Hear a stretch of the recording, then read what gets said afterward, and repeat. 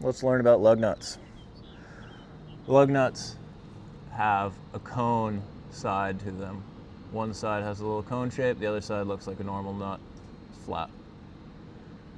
The cone shape is very important, and it fits into a cup on the rim. And it solves the problem of getting the wheel centered on the hub. So the cone on the nut finds the center of the hole on each one of the rim holes and holds it tight. The issue that we get into is we take these off the trailer on every job site. When we put them back on, typically the trailer is still up on the cinder blocks.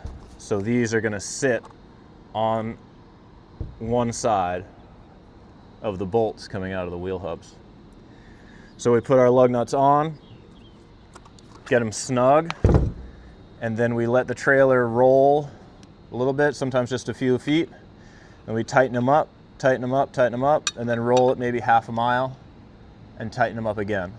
That way the lug nuts can settle down into the center of the holes on the hub, and they stay nice and tight. This is something that we want to check every time we connect to a trailer.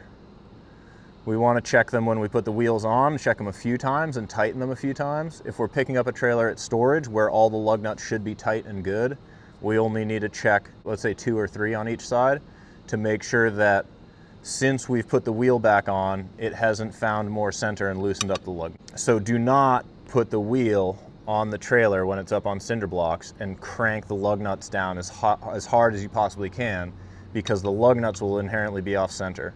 And then it takes one bump for them to find the center and be loosened, and then you have a trailer wheel just bouncing around on the bolts coming out of the wheel hub.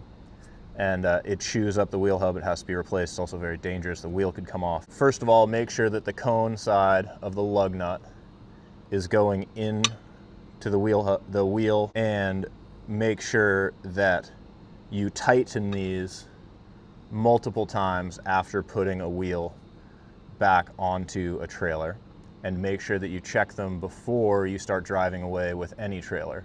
And if you're in a situation where you're assuming that they should be good or that they are good, just check 2 or 3 of the nuts on each side of the trailer to make sure that that's the case.